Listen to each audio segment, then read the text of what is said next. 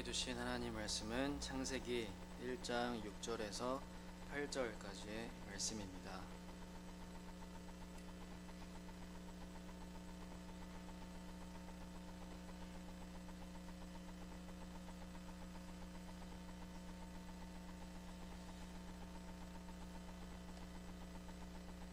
창세기 1장 6절에서 8절까지의 말씀 한 목소리로 함께 봉독하겠습니다. 하나님이 이르시되 물 가운데에 궁창이 있어 물과 물로 나뉘라 하시고 하나님이 궁창을 만드사 궁창 아래의 물과 궁창 위의 물로 나뉘게 하시니 그대로 되니라. 하나님이 궁창을 하늘이라 부르시니라. 저녁이 되고 아침이 되니 이는 둘째 날이니라. 아멘. 옛 사람들은 우리와는 다른 이 우주관을 가지고 있었습니다. 고대인들, 아주 옛 사람들, 글도 제대로 없고 또 아무것도 알지도 못하고 지식도 없고 어떤 과학적이라고 할 만한 그런 것도 없는 그냥 생존에 의해서 살아간 그런 사람들에게는 이런 우주라고 할 말도 없었고요. 우주관이라고 하는 것이 굉장히 좀 미신적이고 그냥 눈에 보이는 그러한 현상을 오지곳대로 자신의 세계로 펼쳐내는 그러한 생각들이 참 많이 있었습니다.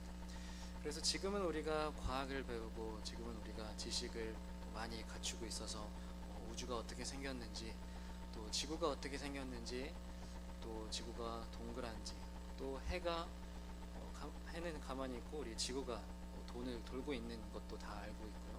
또 비가 왜 오는지 구름에서 비가 오는 것도 다 이렇게 다 알고 있습니다. 우리는 배워서 또 지식적으로 다 알고 있습니다. 그런데 옛 사람들은 이러한 지식 수준이 하나도 없었다는 것입니다. 지금은 우리가 많이 배워서 지식 수준이 높아졌지만 옛 사람들은 인간들은 비가 오지 않는 것도 신이 노를 해서 신이 벌을 내려서 우리에게 물을 주지 않는다라고 여겼습니다.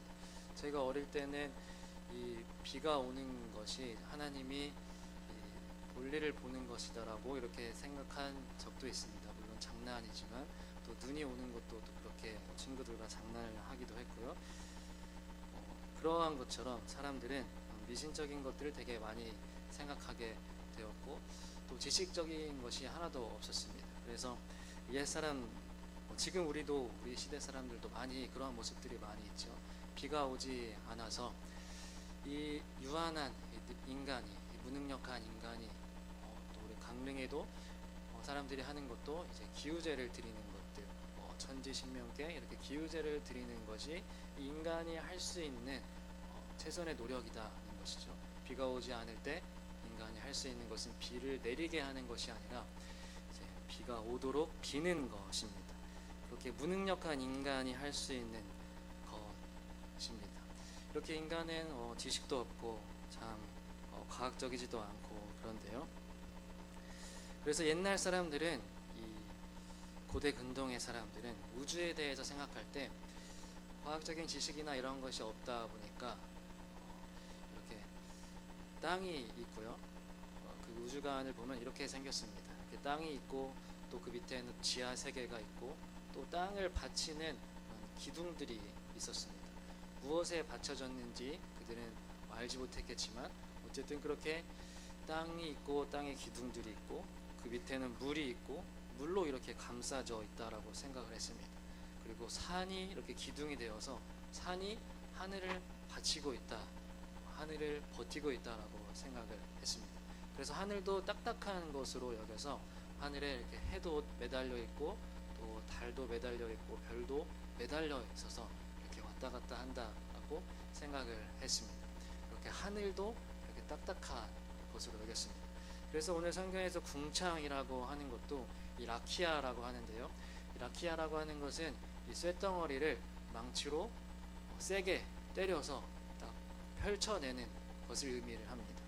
대장장이가 무기를 만들 때 이 쇳덩이를 망치로 세게 때려서 평평하게 펼쳐내는 것을 이 라키아라고 합니다. 그래서 그 당시에 사람들은 하늘을 생각할 때에 딱딱하게 펼쳐낸 것으로 여겼던 것이죠. 그래서 하늘도 이렇게 딱딱한 것으로 펼쳐져 있는 것으로 여겼습니다. 그래서 그리고 그 밖에는 이 땅과 이 하늘, 딱딱한 하늘 밖에는 물층이 있어서 물이 이렇게 감싸고 있다라고 여겼습니다. 그래서 잠언 8장 7절에도 보면 하나님이 이 물을 경계를 그으셨다라고 표현을 하고 있습니다. 물이 넘쳐 흐르지 않도록 또 물이 새어나가지 않도록 경계를 그을 때 내가 있었다라고 이렇게 표현을 하고 있습니다. 그러니 그 당시에 이 우주에 대한 사고방식은 이 땅이 있고 또 땅의 기둥들이 하늘을 받치고 있고 또 그 밑에 기둥들이 있고 또 물이 그 밖을 둘러싸고 있다라고 여겼던 것이죠.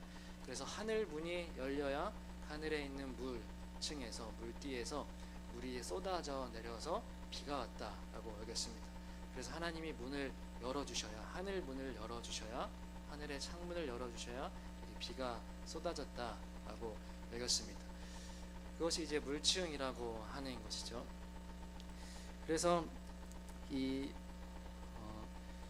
창세기 7장에도 보면요, 11절에 보면 바로 그날에 땅속 깊은 곳에서 큰 샘들이 모두 터지고 하늘에서는 홍수문들이 열려서 라고 이렇게 표현을 합니다.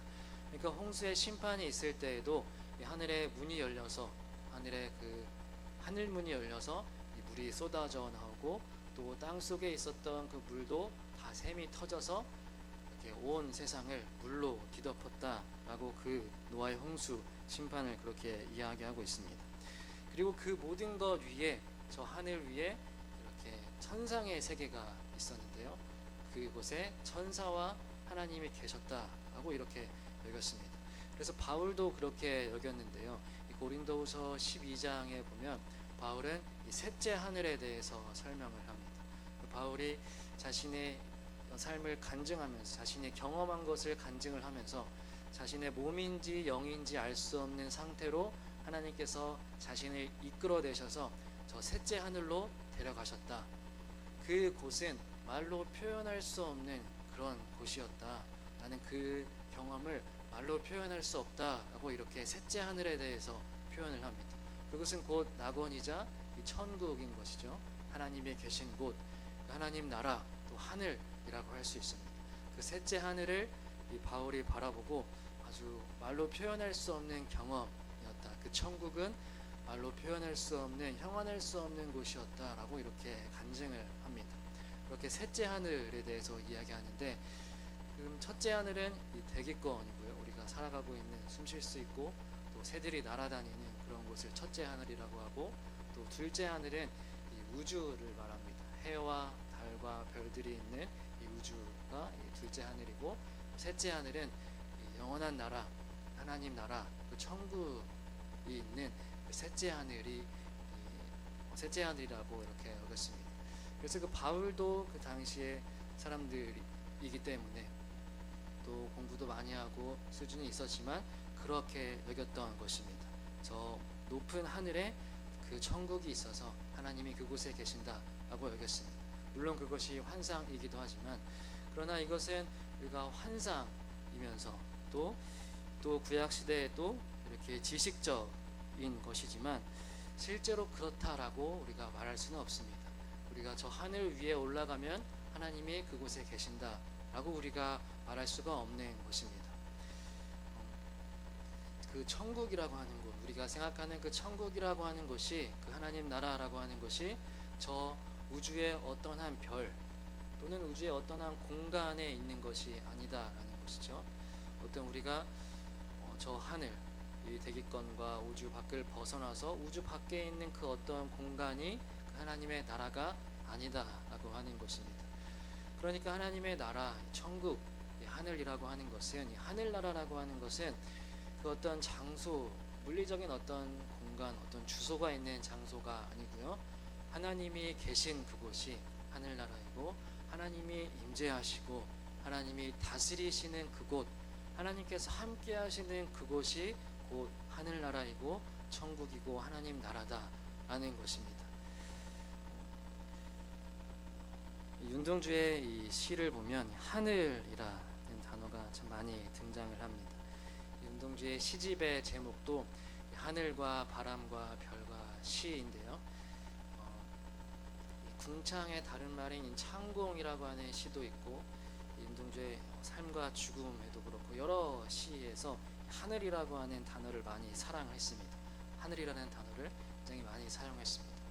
우리가 잘 알고 있는 대표적인 윤동주의 시에도 이 서시에 보면 이렇게 나와 있죠. 죽는 날까지 하늘을 우러러 한 점 부끄러움이 없기를 라고 이렇게 말합니다.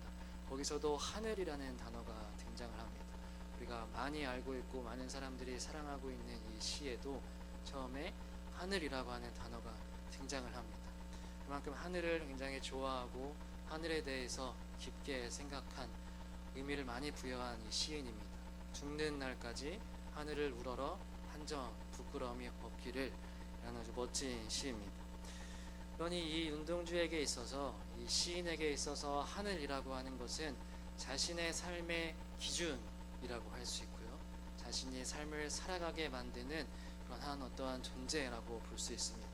자신이 왜 살아가야 하는지, 그리고 암담했던 그의 삶에서 민족적인 어려움과 그의 암담한 그의 삶의 현실에서 유일하게 바라보고 의지할 만한 그 대상이자 그 존재가 이 하늘이었다라고 하는 것입니다.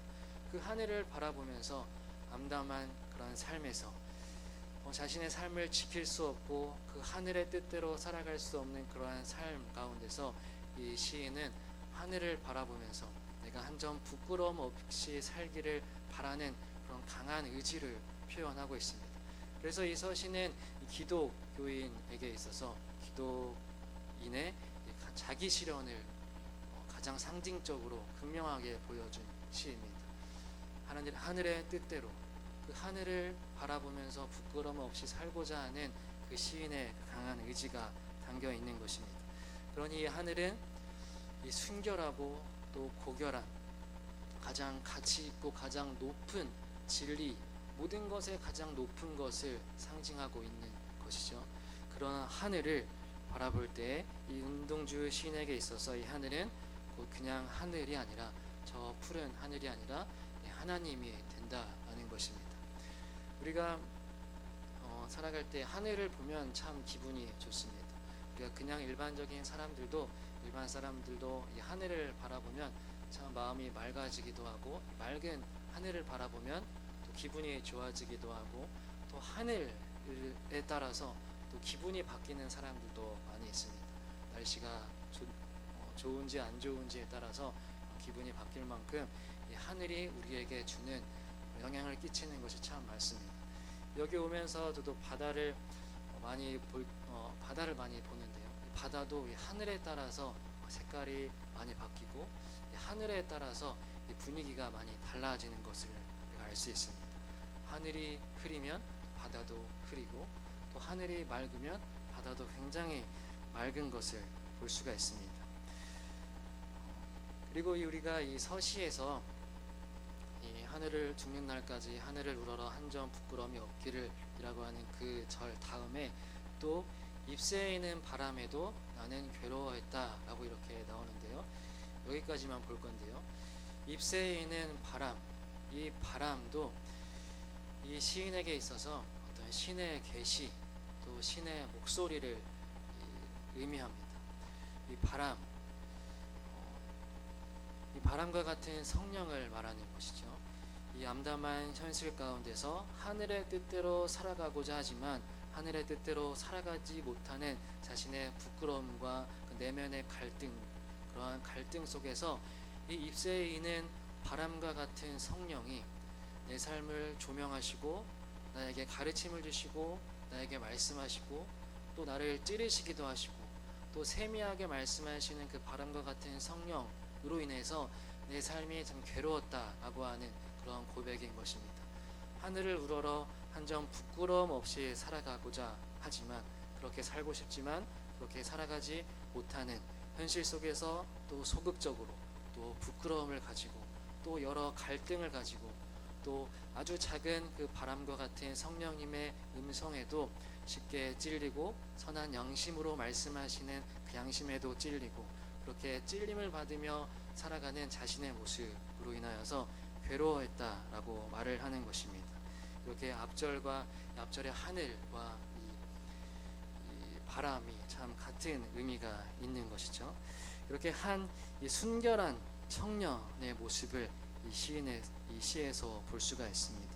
이 순전한 청년성이 이 시에 담겨 있는 것이죠. 그러니 이처럼 우리가 보통 생각하는 이 하늘의 의미처럼 이 시인에게 있어서도 이 하늘은 곧 하나님을 의미했습니다. 하나님을 생각하면서 하나님을 바라보며 한 점 부끄러움 없이 살아가기를 간절히 바라는 이 순전하고 이 순결한 이 청년의 강한 의지와 강한 마음이 보이는 것입니다. 그리고 이 하늘은 하나님을 가리키는 것이자 또 그것뿐만이 아니라 우리가 이 현실 속에서 탈출구를 의미를 합니다.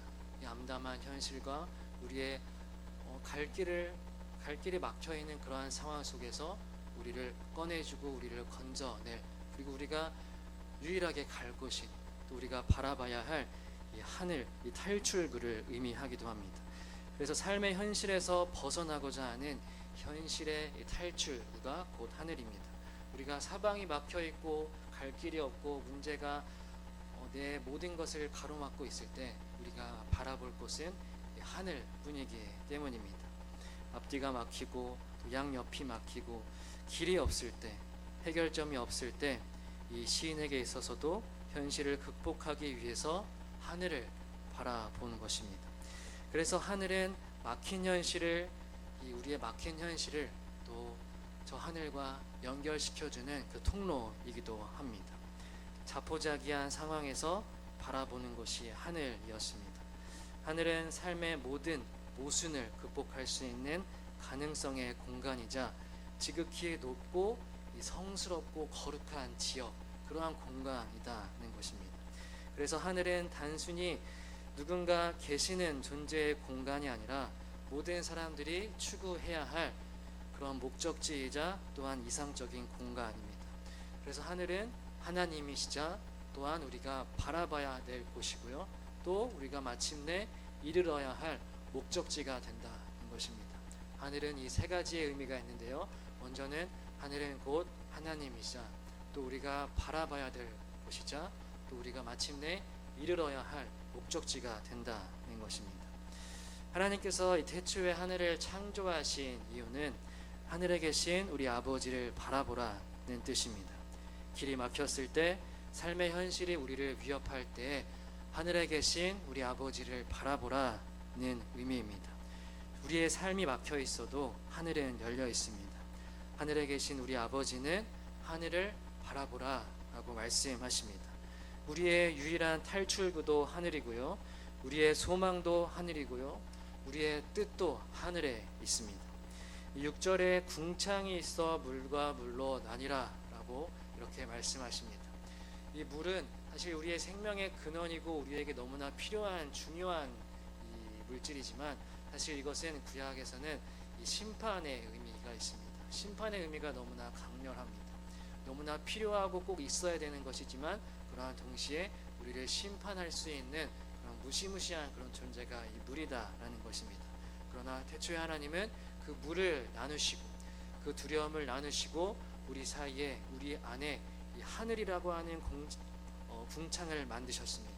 이 하늘을 만드셨다라는 것입니다. 우리를 둘러싸고 있는 두려움과 그 수많은 미지의 세계와 무서운 것들이지만, 하나님은 그것을 나누시고 우리 가운데 하나님이 들어오시고 또 우리를 그 안으로 초청하시고 우리가 그곳을 바라보며 그곳에 있어야 한다라고 말씀을 하시는 것입니다. 모든 두려움과 물 가운데 하늘을 만드시고 우리 이 하늘을 바라보고 그 하늘에 나와 함께 있어라, 그곳이 곧 하늘나라인 것입니다. 하나님이 궁창을 만드사 궁창 아래의 물과 궁창 위의 물로 나뉘게 하시니 그대로 되니라 라고 이렇게 말씀을 하셨습니다. 하나님의 임재가 있는 그 하나님 나라를 만드십니다. 두려움으로 가득 차 있는 세상 속에서 우리를 보호하시고자, 우리를 지키시고자, 우리를 품에 안으시고자 그 하늘이라고 하는 하늘나라의 공간을 만드셔서 우리와 함께 계셨다라고 하는 것입니다.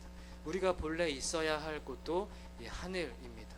우리가 바라봐야 할 곳도 하늘이고 우리가 우리를 보호하시는 분도 이 하나님 되신다는 것입니다. 그러니 우리는 다른 것을 바라보지 말아야 하는 것입니다. 하늘의 뜻을 따라 사시기를 바랍니다. 마태복음 6장에서도 예수께서 이렇게 말씀하셨습니다.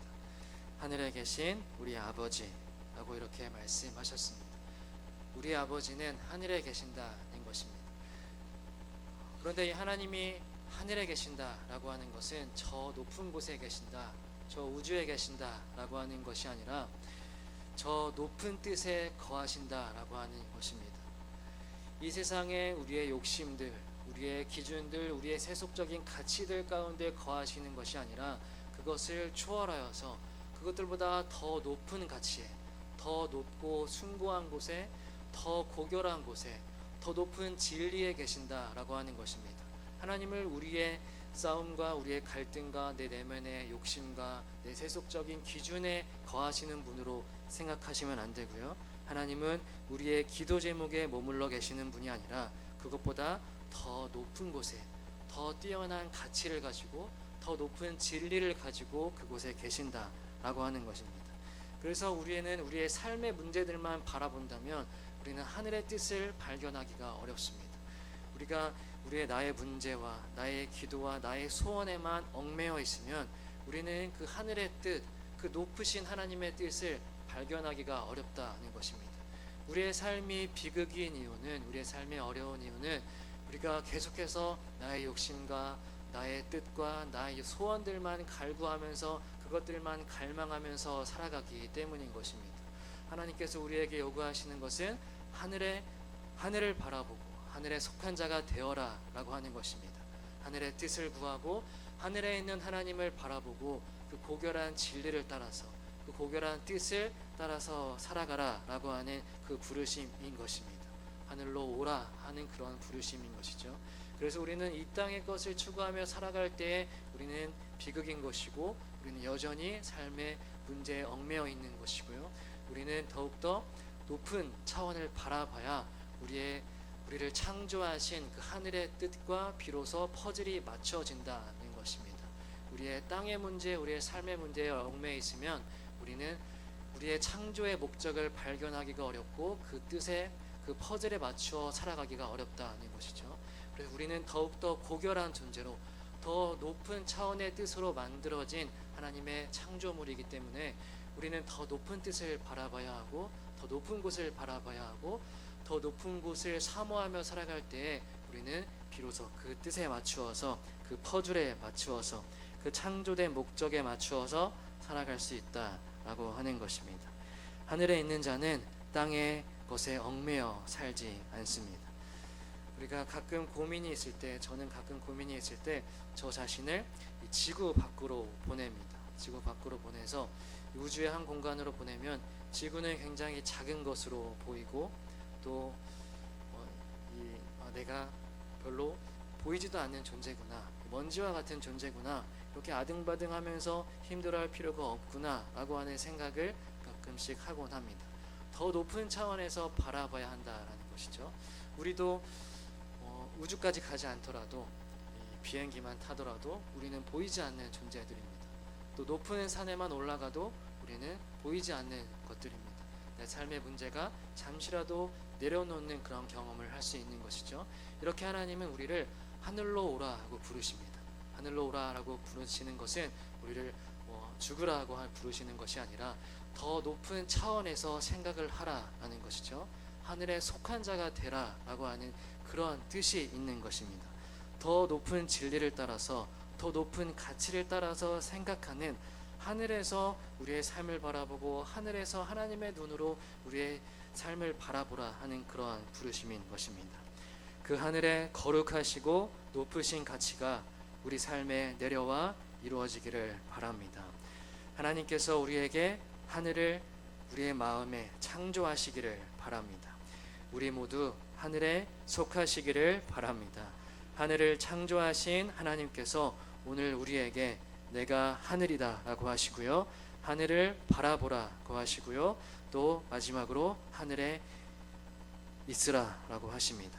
그 하늘을 바라보고 하늘에 속한 자가 되어서 그 하늘로 다시 돌아갈 때까지 하늘을 우러러 한 점 부끄러움이 없는 순례의 여정이 되시기를 주님의 이름으로 축복합니다. 아멘. 하나님, 하늘을 바라봅니다. 다시 돌아갈 그 하늘에 가기까지 순례의 여정을 멈추지 않게 하옵소서. 예수님의 이름으로 기도합니다. 아멘.